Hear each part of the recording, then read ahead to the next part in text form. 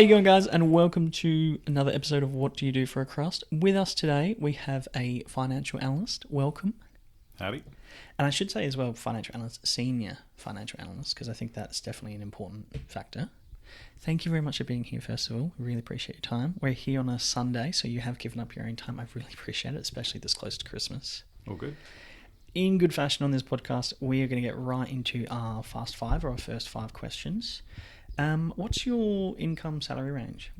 So as a senior financial analyst, looking at generally, it really depends on the organisation. But me personally, I sit in the 110 to 150 range, excluding annual bonus. Very fair. Good money. Nice. Well done. Congrats.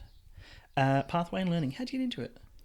So that was an interesting one. I started in the public sector. I really started from my degree at uni. So I worked in hospitality previously, and like all people, kind of got a bit sick of that pretty quickly. Started studying a Bachelor of Business, found a couple of accounting topics that I really enjoyed, shifted my degree to accounting and finance, and from there I kind of, it was really probably less traditional. I was really just following the bouncing ball of my mind and where that led. So awesome. We love that on this podcast. Absolutely very important. What degree do you specifically have, and is that necessary to the role? So I have a Bachelor of Accounting and Finance. That's my undergraduate degree. That's kind of your necessary step to get into. Generally in any kind of finance team, you'll need that.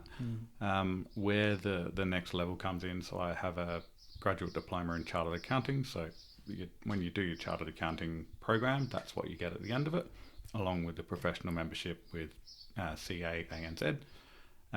That's what kind of you need to really get into that senior level role. So if you want to really progress your career, break out of that income range into the next kind of bracket, that's where the expectation is that you either start that course or start that study, or you get aligned in that professional association. Okay, nice. Pros and cons. What's the pros and cons of being a senior finance analyst? Oh, that's a hard one. I mean, look, there are a lot of pros. It's incredibly diverse. So if you don't like an organisation, or if you don't necessarily like the role that you're in within that organisation, it is incredibly versatile. So cool. Okay. I can work in any industry. Currently I'm in the energy industry, but I can work in any other industry because finance is very transferable. But similarly, each finance team is very diverse as well. So my particular role, I work in financial planning and analysis, FP&A as it's commonly referred. But if I get bored of that, or if I find that it doesn't really align with what I want to do on a day-to-day, I can very easily shift into a management accounting role or a financial accounting role. It's quite diverse, and it really does give you a really broad skill set. To be good at your job, you need to have a broad skill set and a deep understanding of all elements, even if it's not necessarily the area that you are an expert. So a good example would be, I am not a tax expert. I don't work in tax. Which I think would be a common, everyone hears the word accountant and they go, oh yeah, financial planner, tax time, tax return. Every day people are like, oh, can you do my tax? I'm like, no. Well, this is where this episode is going to be really good. We're going to alleviate a lot of that misconception or that stigmatization. Yeah. Okay. Attributes and traits. You mentioned a couple just before, but what kind of traits or attributes does someone need to have to be successful in this sector or in this position? Sorry. That's also a really interesting one, because my traits, I am fortunate enough to be probably have a deep analytical mindset. Yeah. So I am neurodivergent, and that kind of comes with that, my strong attention to detail, and my ability to kind of look behind the veil and get to the root cause of things and that deep understanding. That's one that has supported me very well through my career. Nice. The trade-off to that being that my soft skills, communication skills, my storytelling abilities, and my ability to influence business partners and or key stakeholders and stuff like that, that is where, while I think I do quite well at it, it's an area that I have to work harder on. And particularly in finance, there's kind of two streams. You can work in the under a financial controller, where You might do more tax, or you might do more financial reporting. But where I work is typically more management reporting. So you're working very directly with general managers, a lot of analytics, and therefore a lot of storytelling. And so those softer skills are really a key requirement of mine. And if you wanted to get into that financial analytics kind of space, that's where you really got to have a good combination of the technical capabilities, but also the soft skills, because there's no point having incredible data and incredible analytics if you can't get into a room with a manager and explain and unpack. Yeah, if they don't want to hear your story, or if they're unable to hear your story because you're not able to communicate it, then like, cool, well, this financial model that I've built, this analytics, it's a waste of time. I can imagine, and I'm trying to not say that phrase because I've had feedback that I say I can imagine way too much, but I'm guessing, which is basically the same thing, just different phrased, you would have a lot of charts, a lot of graphs, a lot of presentations that you need to do, which would look on paper quite confusing and for the standard person, but for yourself you'd be like, yeah, this is just a visual representation of what I'm trying to explain. Okay. And we'll definitely get into more of that because I think this is a really fascinating space. I'm very grateful to have you on this pod.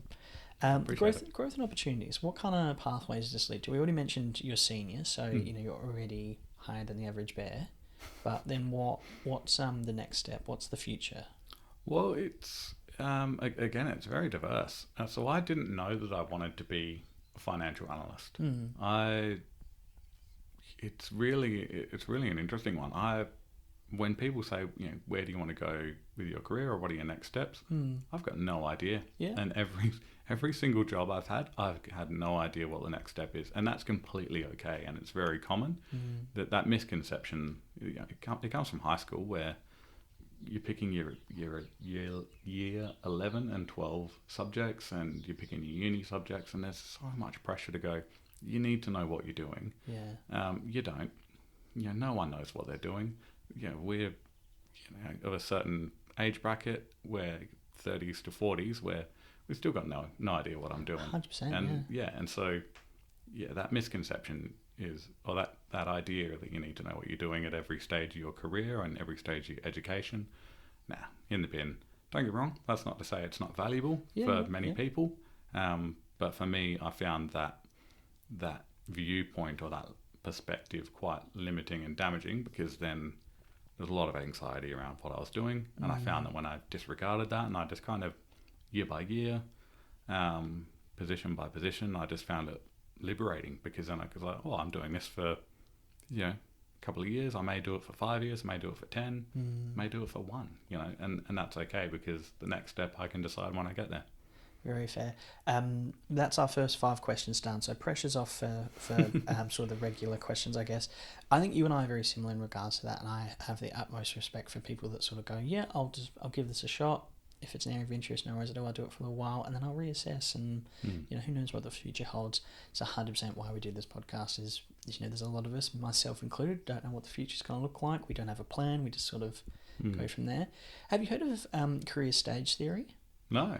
It's a really interesting, it's a fairly new theory, and I don't know if it's really a technical thing, but the intention is that once you reach once you reach a salary range of sort of 100k and above, good money, you could argue good money, bad money, depending on, the cost of living and all those coming in, your lifestyle, very fair, and what sector you're in, all those kind of things. But the theory surrounds that once you sort of reach that six-figure mark, that no matter what job you do is going to be around that money or more.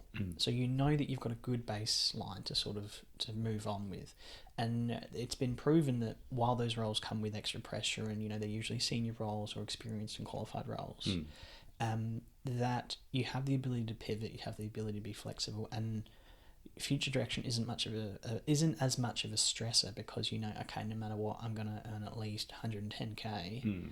And I'm not going to go back to 75, 50k, all those kind of things, unless you're completely changing industries or sectors. Yeah. And there's a comfort with that. So they're finding, and I'm paraphrasing here, that a lot of those individuals that are in that salary range don't coast, but don't tend to be as pressured, because they know, whatever job I do is going to be 100k plus. Yeah. And then it will pay the bills, it'll cover the mortgage, whatever it might be. Yeah, definitely. Would you agree? Yeah, I mean, I've definitely found that. There was, for my particular lifestyle and what I wanted from my own values and beliefs, financial stability was a big part of that. Yeah. I grew up in a, fairly, not quite impoverished, but, we grew up in, and it was a bit of a struggle at times. And so, financial stability and financial security was a big part of what I wanted in life. So I found that when I was pushing and driving, and I kind of got to, over the last 5 or so years, I've kind of reached that level where I've gone, yep, cool, I'm comfortable with the level that I'm operating at. I have the requisite qualifications in terms of my education and stuff like that, but also now I've got the requisite experience to, you're right, it's very much I've got no huge pressure to jump into the next stage. And it's definitely been a question I've been weighing up, is what is my next step, because it probably will be a sideways shift rather than going up. I think there's been studies on the law of diminishing returns as well with money. Yeah.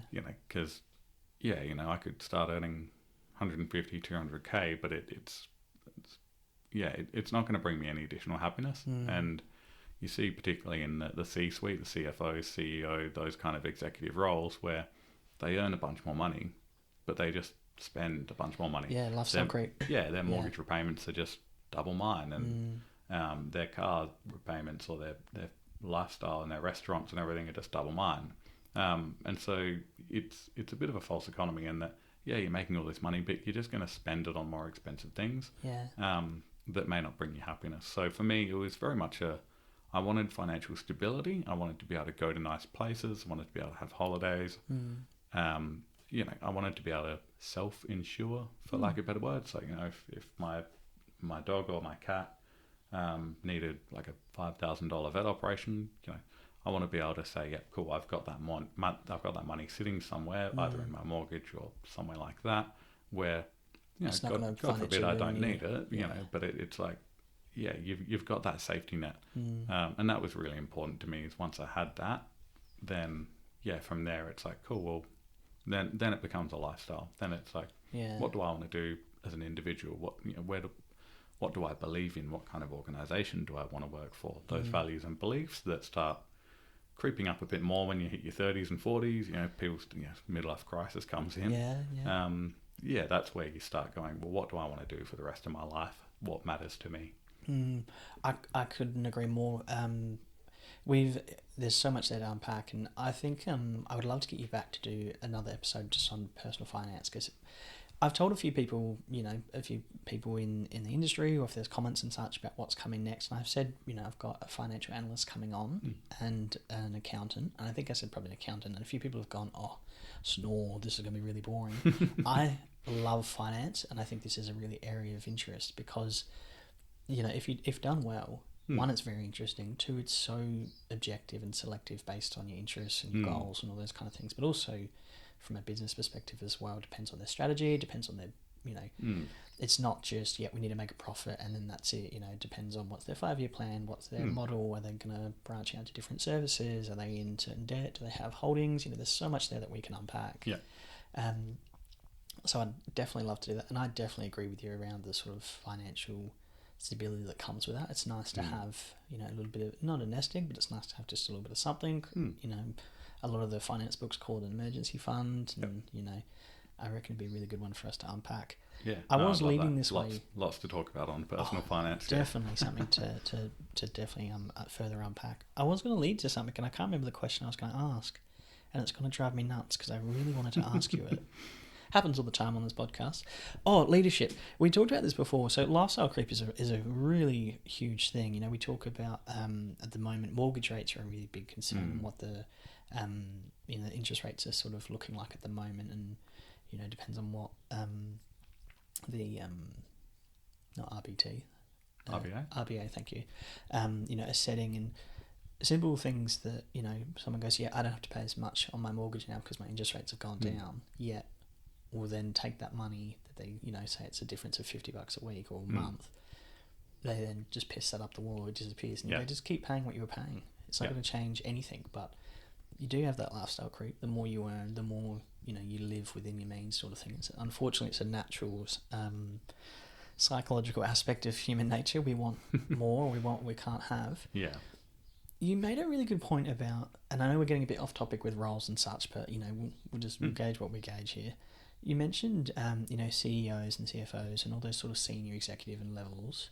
They do earn more, but then they have the high mortgage, they have that high thing. We had a mental health team leader on here a couple of weeks ago now, where I asked him, is it worth the extra money being in a leadership position? And he couldn't really straightforward. Like, it wasn't an instant yes. It was too complex to sort of almost answer, because a lot of times it's not worth the extra money, the extra stress, the extra pressure, the financial KPIs, whatever it might be. And I think that would surprise a lot of people. We all envision CEOs and whatnot, and directors, and do fuck all, but they a lot of the time, their head's on the chopping block if something goes wrong. Yeah, I mean, it's ultimately it's an accountability payment, really. If the organisation goes under, the CEO and the CFO, they're not the ones that have necessarily done the bad things to get there, but it's they're ultimately accountable. And there are people. It's definitely an individual preference. So there are people that operate really well with that kind of pressure. There are people that operate really well just being in high stress, high stake environments. And for those people, they tend to gravitate naturally towards it, because if you can walk through a burning building unfazed by the fact that the building's on fire, just go and get the job sorted, get things back in order, put the fires out in a way that, if you can work in that kind of environment, then you probably will lend yourself quite naturally to the C-suite.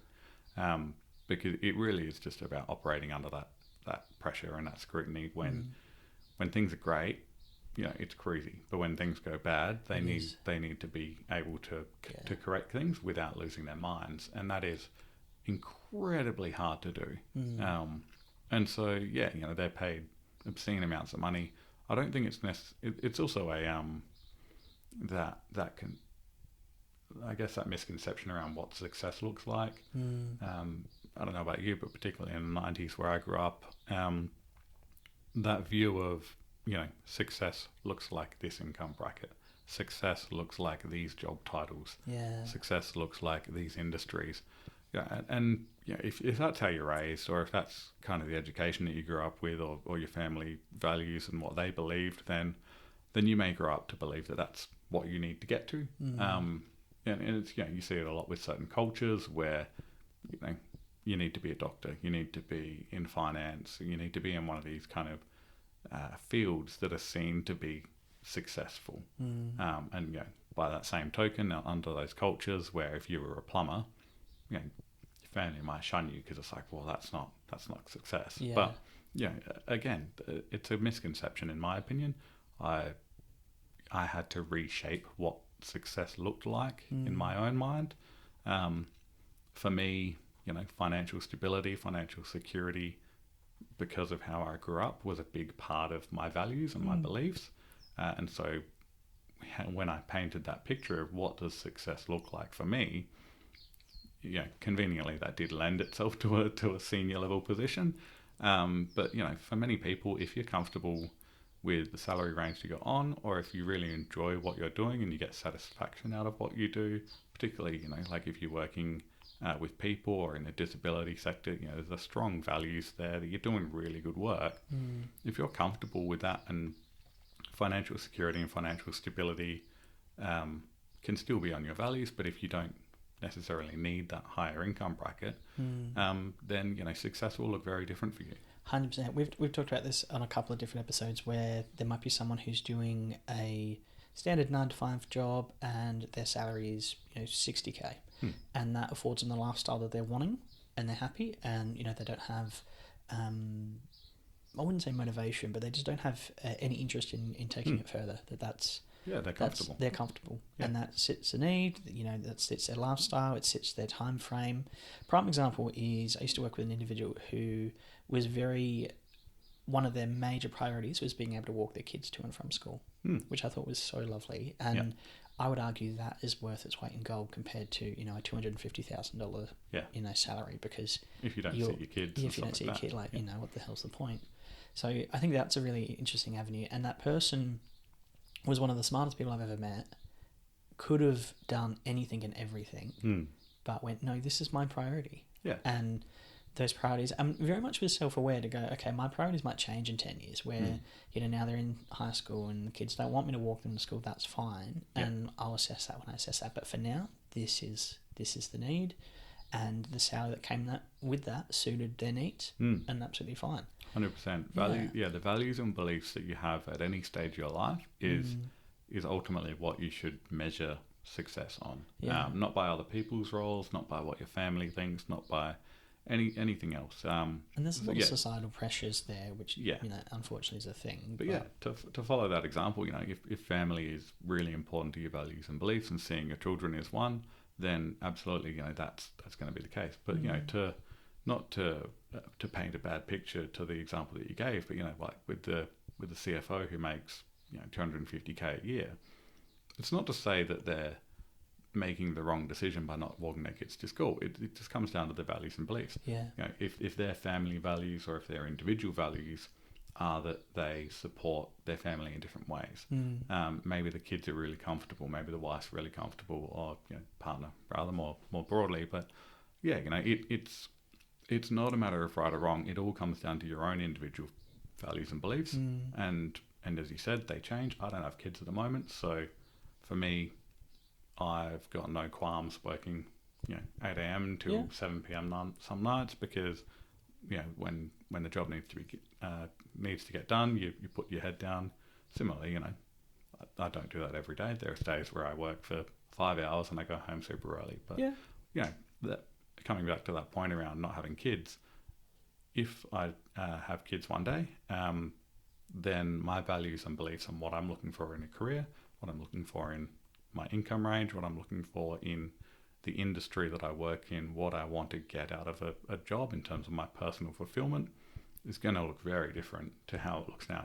Kids they're the one thing that will change everyone's lives. It will, yeah. And I'm similar. I don't have kids, so it's hard for me to comment on that. But you hear that it does change your priorities. It does change your aspects on time frame, and a lot of conversations around daycare compared to staying at home, or fluctuating that, or children being with family in that time. It's obviously very, very complex.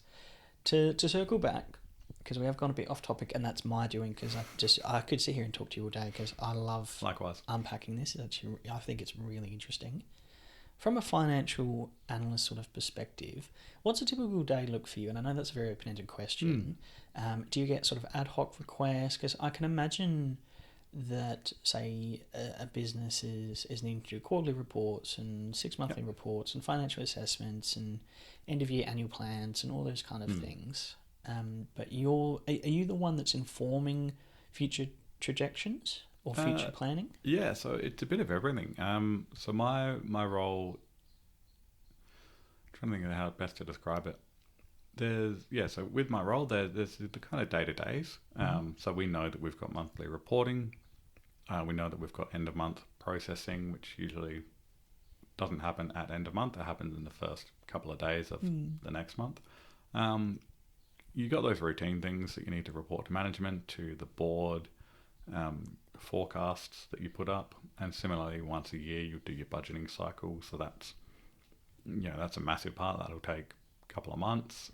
Very complex to unpack an annual budget, or even just a monthly budget in general. Yeah, definitely. And that's not to say that that's the only thing that we do during that 3 months. We'll still get our business as usual. Part of that business as usual is the management reporting. So we work very closely with general managers. So you might have a cost center or a department or some part of the business that the general manager looks after. And what you do is you provide reports to them based on their financial performance. You deep dive into the numbers. You help them understand the numbers, the key drivers behind them. Because ultimately, if they're doing well or if they're not doing well, you're the kind of mouthpiece to say to them, here's what we're seeing. Here's what our recommendations are. Here's what we think you need to do.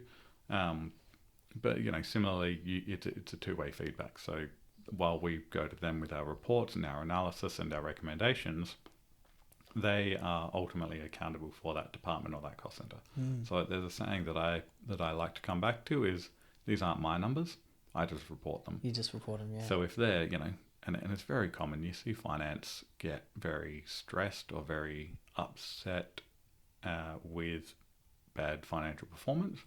I try not to. They're not my numbers. I'm not the one spending the money. I'm not the one making the calls blowing the at budgets. end of the, It's ultimately, look, these aren't my numbers. I just report them. I help you understand them. So coming back to that general manager, for example, they may have made a strategic decision to overspend on certain things. So, or investment in a bit more recruitment, to allow for building in a particular area, as an example. so, and correct me if I'm wrong here, say they've got, in a particular area of the business, they've got an avenue for 3 FTE, 3 full-time people, and they go, actually, I want this business to grow.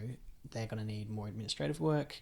I'm going to do 3.5 and get some more administration, get some more assistance, whatever it might be. Is that the kind of thing that they'd come to you and go, hey, is this possible? Is this doable? Or they just sort of do it and go, hey, fix it? Do you get lumped with problems? I mean, that comes, so that depends on all sorts. So there's multiple elements to that. The governance structure of an organisation is really important. So does that general manager have the authority to overspend to a certain number? Or do they need to go to the CEO? Do they need to go to the board? Do they need to go to the shareholders to make those decisions? That will depend wildly on the organisation. Your large, ASX listed companies, that general manager may have authority to spend $1 million over the budget with any decision like that. Or there might be approval processes that they have to go to. So they'll just say, yeah, cool, we've hired an extra half an FTE because we saw this happening. Similarly, that same large company, while their delegation is going to be higher, if they do need to go over it for whatever reason, then there's going to be more governance structures in place.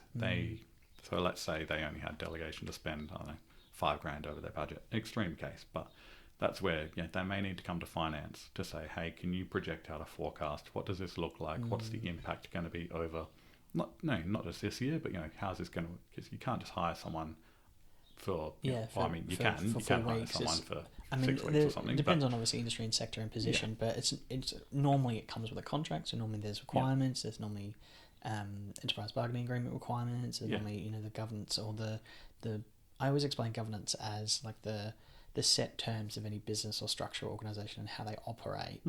They might have governance to say, we don't offer contracts, anything under 6 months. It has to be at least a 6 months contract. Or anything that you're doing for this position and above needs to be approval. That's their set terms. Yeah. Do you ever get, and sorry, I didn't mean to cut you off before, because I've got so many questions, because I find this area really fascinating, I really do. Do you ever get really bad managers, CFOs, whatnot, maybe not CFOs, but particularly managers and such, that don't take your advice or have done an action and then go, okay, can you help me fix it? Can you fix the numbers? I hate that phrase of not fudge the numbers, but can you shift money around to make it work? And you go, oh. Yeah. I mean, look, and that's kind of what I was coming back to with, it depends on the organisation. The governance structures that are in place are one element. The other element is going to be the culture, how they want to operate. So it's small business, they'll just go and do things because shit needs to get done. Yeah. They don't have the time to call up the CEO, to call up the owners, to get finance to run analysis. They're just going to, call up Mary down the road and be like, hey, come in, half an FTE, start tomorrow. Yeah. And so small businesses have that agility. So, but, similarly, that financial maturity may not be there either. They're more likely to make mistakes or make financial decisions that are kind of like, that probably wasn't optimum, because they may have needed Mary to start tomorrow, and Mary's gone, no worries, pay me $40,000 above what the award rate is, and then that's a financial consequence that comes with it. So coming back to that question of, do people not take finance advice, or do they kind of try and fudge numbers? Probably not fudge numbers, but all the time. Finance, we're a support role, we're a service role. Our stakeholders, while there are external stakeholders, particularly in the regulatory space, so if you work in the financial controller side of the business, then your stakeholders tend to be external. With me, I work in the management reporting or the management accounting side of space, so my stakeholders are typically internal. Okay. So I will support the business from a business partnering side of things, helping them understand their numbers, helping them with analysis. And yeah, as part of that, I'll make recommendations, I'll make suggestions. So if they came to, following on that example, if they came to me and said, hey, I need to hire half an FTE above my budget, I will then, typically say, okay, well, you start asking those questions of what have they considered, what haven't they considered, and you just really help them to understand the full breadth of the decision that they're making. So have you considered contract terms? What sort of salary range are you looking at? Are you aware that, if you employ them in this particular manner, then you're going to have to pay loading on that? Have you considered weekend work? Have you considered superannuation, payroll tax? What kind of benefits are attached to this role? Those kind of things that, they, depending on their level of experience and depending on their headspace even at the time. Have they considered everything or not? Yeah, they may not have. On a whim? Because, at the end of the day, their job is to keep the business running. And they may have just gone, just get that person in. And so, there are definitely times where I've made recommendations to business. They haven't followed that advice, which is their prerogative. Yep. And there's a whole episode behind when that happens, why that happens. Could have been that my communication wasn't great. It could have been that my communication was perfect and they just decided to do something different. It's a plethora of reasons. It's very common. Yeah. Not everyone follows financial advice. Sometimes that works in their favour. It's a calculated risk and sometimes that pays off. Other times that calculated risk doesn't pay off and, lo and behold, the financial consequences come in. When that happens, this is where your professional membership and your get as an individual is really important because integrity is key in finance, right? We can, we're in a position where we can move numbers around. We can not skew the reporting, but we can report numbers in a certain way. So it shows a certain that presents a certain story. Yeah. And just a simple example is 40% of people don't believe this versus 60% of people believe this. Yeah. Exactly the same statistics, exactly the same numbers and underlying data. One's naturally positive, the other's naturally negative. Yeah, but that's an oversimplified kind of example, but we're in a position where our storytelling ability to both internal and external stakeholders is really important. And so as an individual, we have certain requirements under the professional associations that we're with. For example, in this case, I'm a chartered accountant. It's actually written in that we need to be acting with integrity. It's written into our charter. We can be held accountable for that. We can lose our designation. Our careers can be, we can be fined for that. Yeah. And so, there's how we operate as individuals is really important. So I have had it where managers have agreed not to follow any advice that I've given them. There's been, the outcome that I predicted would happened. And then, they come to me and they say, can you fix this or can you present this a certain way? And integrity is key because I'll say, well, look, I'm going to present the facts as I see them. Yep. I'm not going to, I'm not going to throw them under the bus, but I'm going to make it clear that when the decision was made to go down that pathway, advice was provided. And you chose to take a different pathway. Exactly. And again, this is where communication and soft skills are critical, especially for, it's probably a really good example at my career that when that happened, I could have gone any number of ways and that could have ruined my career. That could have been a situation where if I threw that person under the bus, my career is effectively over. I'm never going to get a job at the level that I operate. Conversely, if I went the other way, if I bent over backwards and made sunshine out of their asshole despite not taking advice and despite the consequences happening, and potentially being a negative outcome. Similarly, that could have also ended my career because it's not a cover up. There's nothing illegal. It was just a bad financial decision. But if I tried to paint it a certain way and kind of acted without integrity to help this guy out, that kind of reputation doesn't go far either. And so in these situations, having personal integrity is key.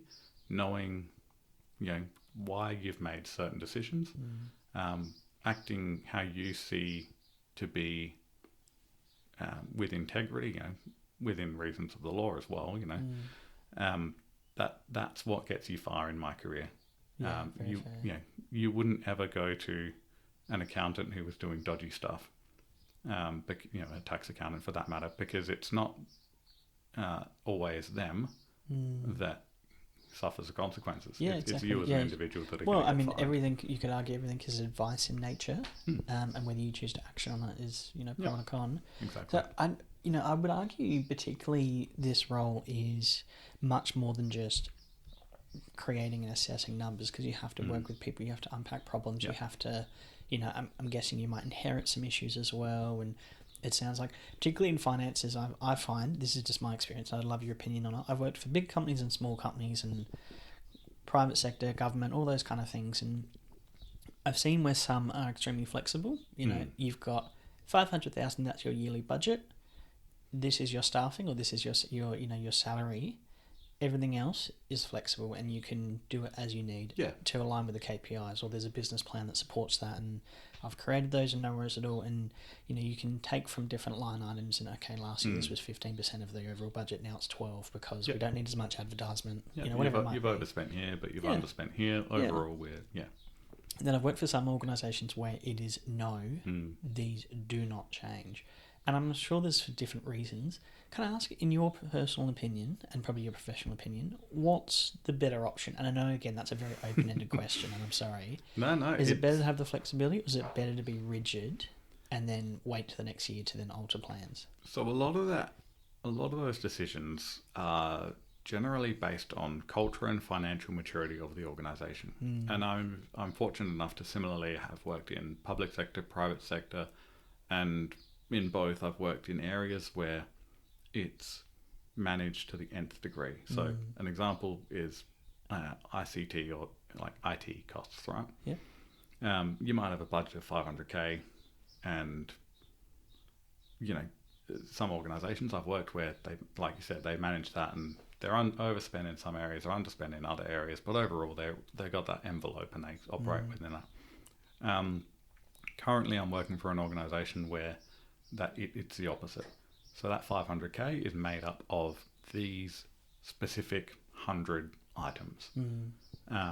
And so I go to them and I say, hey, I want to, buy this software, or I need this kind of Microsoft Office license. This resource. Yeah. And they say, is it in the budget? And that's, to your point, that's the opening question. It's well, it depends. How do we manage our budgets? If I say yes, it's in the budget because you have a 500k envelope and you're substantially underspent, you got the resources to do it financially. But if the organisation manages its budget based on certain things, they'll look at that and they'll say, oh, I can see, this license cost, this server cost, this program cost, or whatever.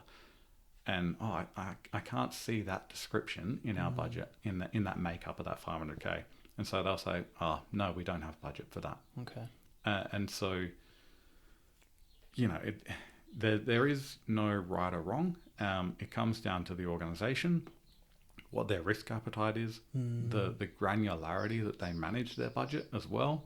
So that's an interesting one, because this organisation that I'm with at the moment, their IT costs are underspent every single year.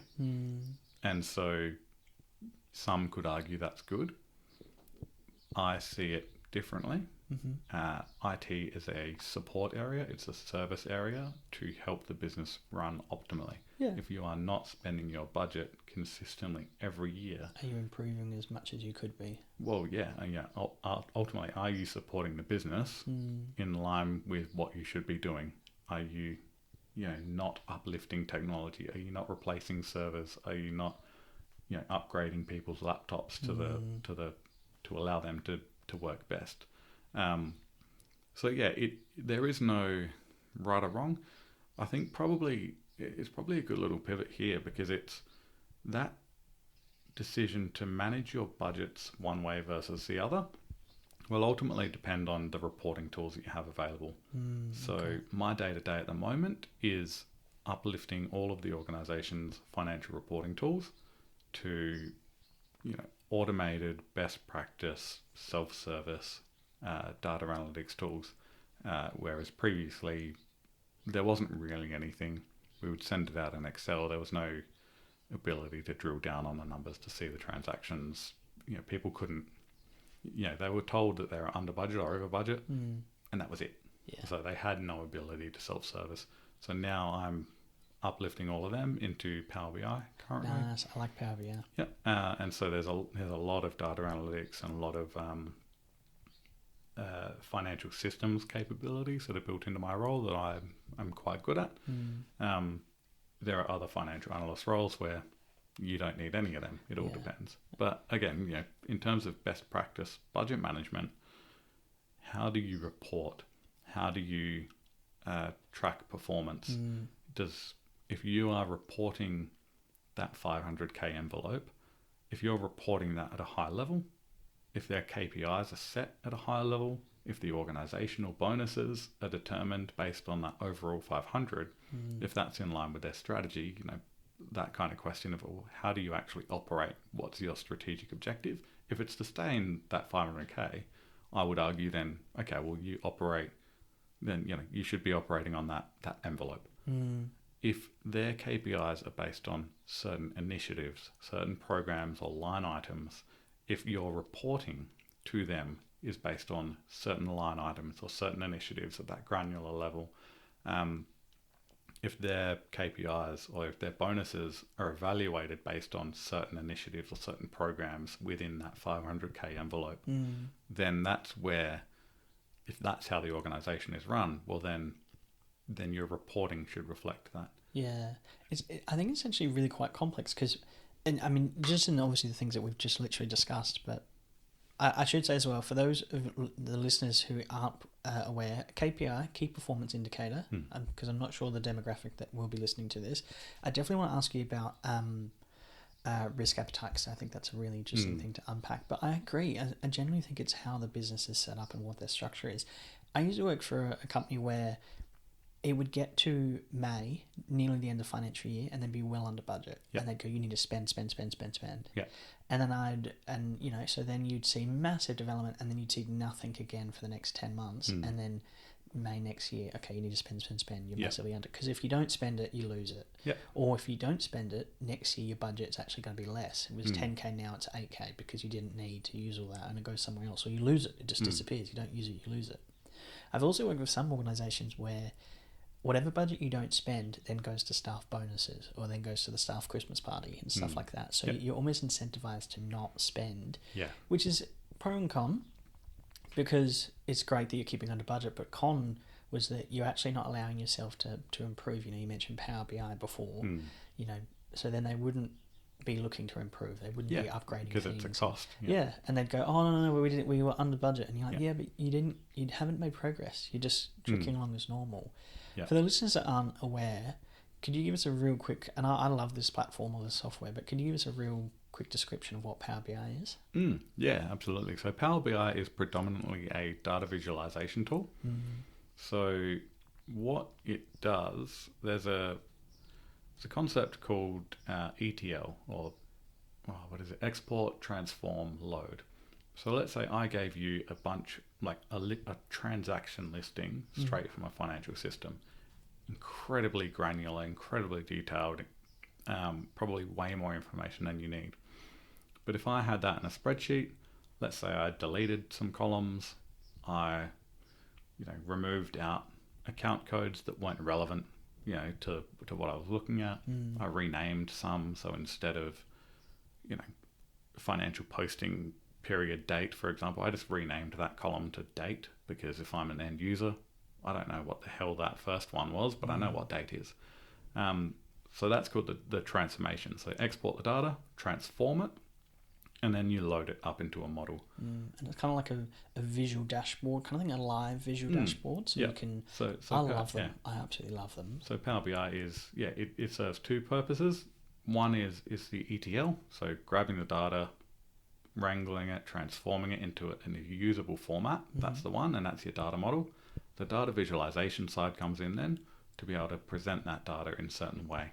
You build your charts, your tables, your graphs, your pretties essentially, and that's one of the fun parts about my job is I get to build these pretty graphs, and they're interactive. People can click on them, they can drill down, they can see the detail. There's analysis built into it, there's forecasts built into it.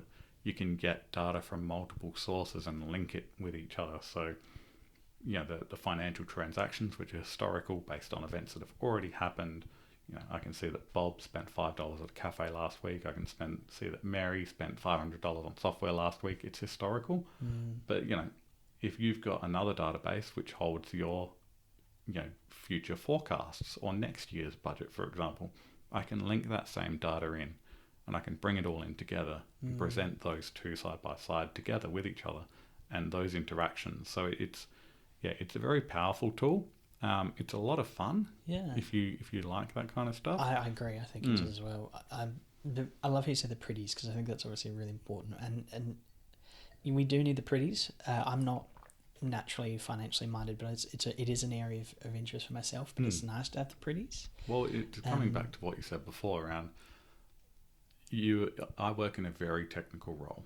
I'm looking at that transactional granular information. But when I go to that general manager, so they come to me and they say, hey, I want that half an FTE.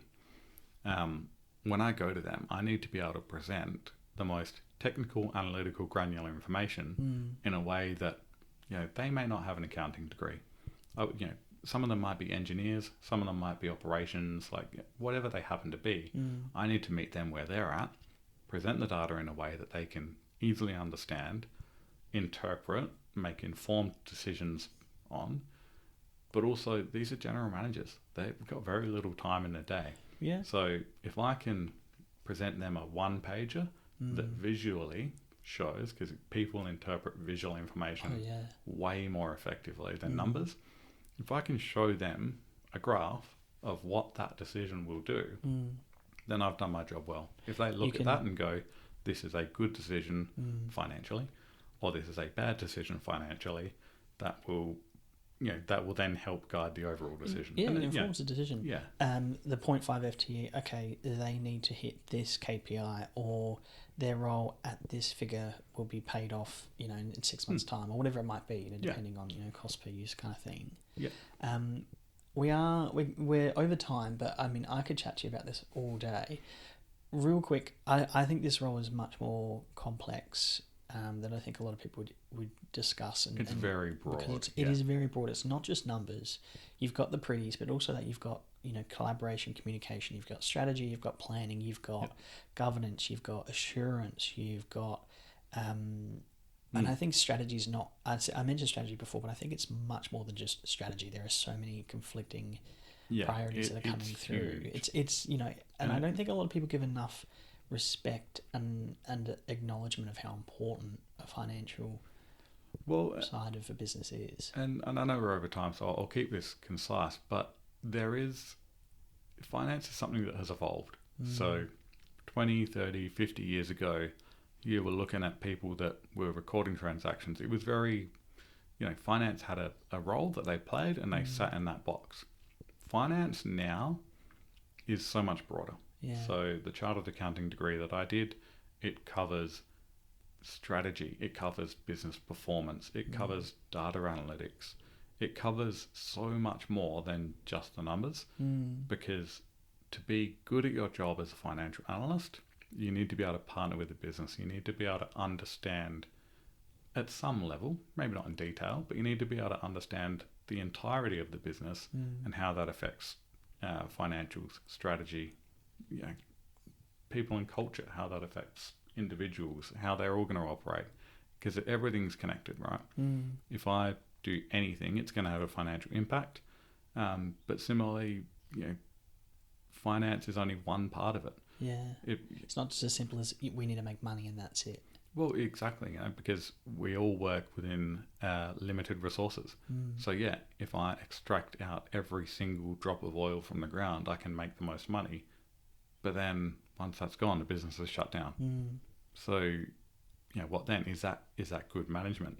There's so much more to finance than just the numbers and just maximizing profit. It really has evolved into a much broader piece. And so being a financial analyst, I'm fortunate enough that my role is what I make it. I can do anything with this role, really.